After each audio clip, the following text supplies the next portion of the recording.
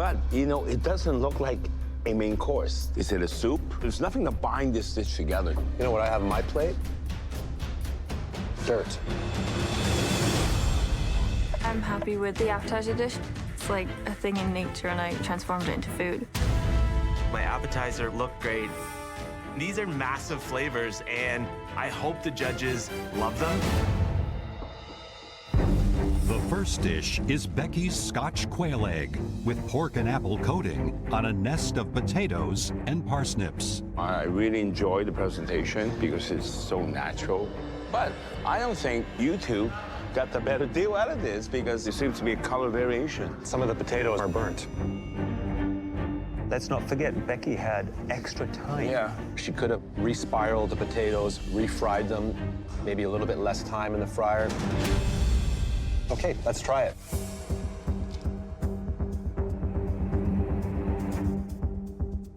Yes, some of the potatoes are a little bit charred, but this dish is absolutely delicious. You've got the pickled pearl onions, you've got the charred leeks, the peeled cherry tomatoes. Those ingredients really help to counteract the fattiness of the other ingredients, and that's really intelligent cooking. I think it showcases a great deal of technique. Seasoning on the sausage meat, I thought, was spot on. The flavors are beautiful. The Scotch egg, done to perfection. I'm very impressed. Next is Andy's appetizer. A Halifax donair salad with spiced lamb koftas, seared lamb loin, pita chips, and evaporated milk tahini dressing. I think he's done a wonderful job reimagining a classic handheld dish. Let's taste.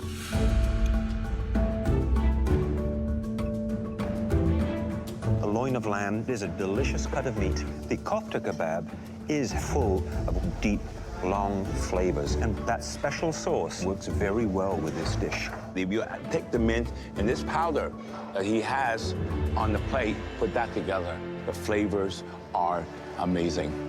Overall, this dish really conveys who Andy is and, more importantly, how far he's come in this competition. I think we have a real race on our hands here. Let's go see how they're doing.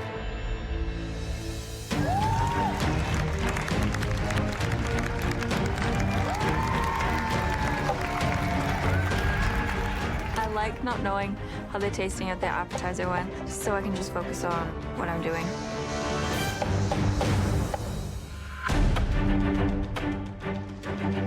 The main course is a Nova Scotian hodgepodge. It's basically a pot with a bunch of cream in it and every fresh vegetable that's pulled from the garden that day. And I'm gonna elevate that with sweetbreads and Dungeness crab. These things are amazing. And then finish it with a crab bisque on top. Keep it going, Andy. Andy's menu is ambitious, but I know Andy can pull it off. Gotta push, gotta push. I feel like things are going really well right now. I just need to keep pushing. Every element has to be perfect because there's not a lot of room to hide.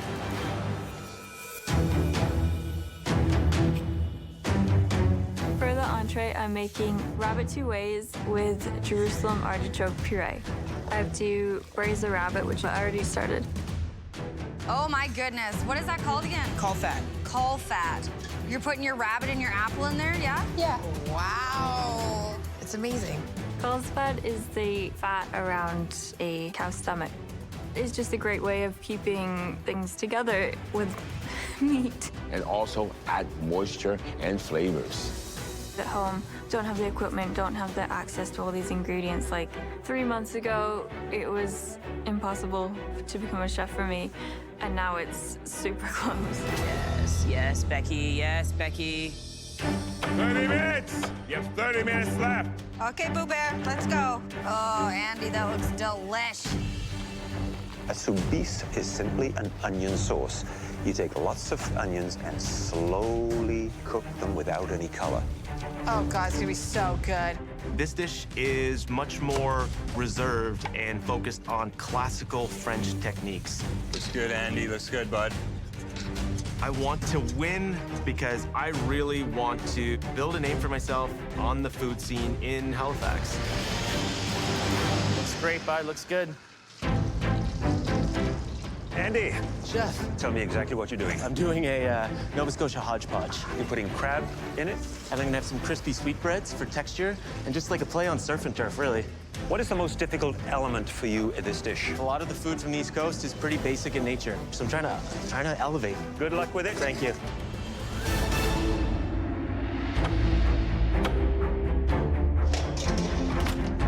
I really hope that they like it. Becky seems like she's calmed down now. Nice dabbing. Great dabbing. Good dabbing, Becky. There's a lot of pitfalls when you're cooking rabbit. The meat is very lean, not a lot of fat to it, easy to overcook. But if you do it right, I can tell you, a rabbit could be absolutely delicious. Those look beautiful, Bex. 20 minutes. In 20 minutes, the servers will be coming for your entrees. There are elements in my main that take some time. And I'm all over the place. Someone just keep an eye on this to make sure it doesn't go over.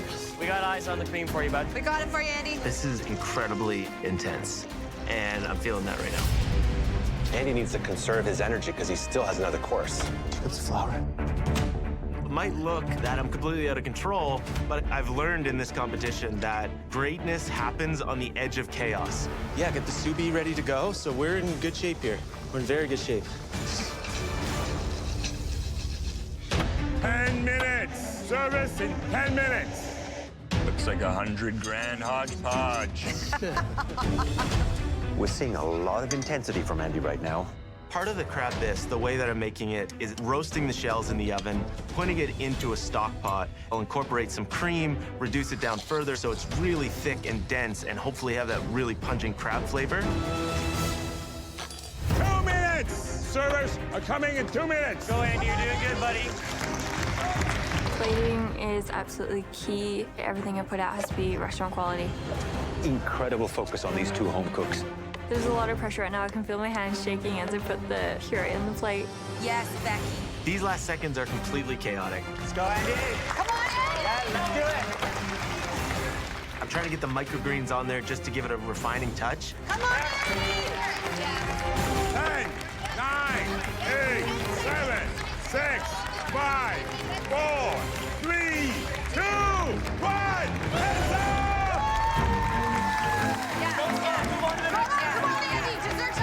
Andy and Becky, keep working on your desserts. Please excuse us while we taste your entrees. Last one, guys, last one. The clock is not stopping. I wish I had about 30 more seconds just to clean off the plates, but I'm still hoping the flavors are there and it's enough to impress the judge. I'm really happy with the apple flavors in the entree. They're infused into the rabbit, so you can't really miss them. The first entree the judges will taste is Becky's.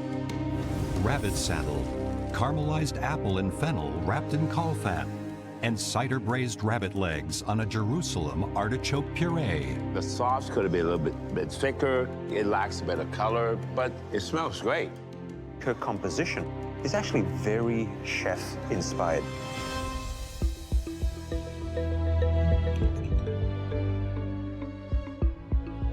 The cook on Becky's loin of rabbit is spot on perfect. And then the leg, moist, but fall off the bone flaky. This is a dish that embodies her thoughtfulness she's put into the dish. It's things that grow together, go together. The artichoke puree is smooth, silky. It's not rich, but it's got flavor. She cooks with so much instinct. She nailed it. Next up is Andy's entree, a Dungeness crab and sweetbread hodgepodge on an onion soubise topped with a crab bisque. It's colorful, but, you know, it doesn't look like a main course. Is it a soup? There's nothing to bind this dish together. You know what I have on my plate? Dirt. It does look tasty, though, and that could save everything.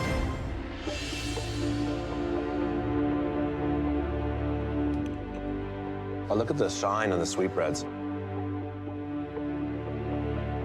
I think Andy did a wonderful job at bringing the ocean and the land together. I mean, the crab is perfectly cooked. The sweetbreads are succulent. His soubise onion sauce at the bottom, the creaminess is outstanding. The crab bisque is really full of deep, rich flavor. We come to expect bold flavors from Andy, and this dish delivers.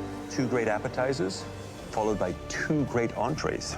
So there's a lot riding on this dessert tonight.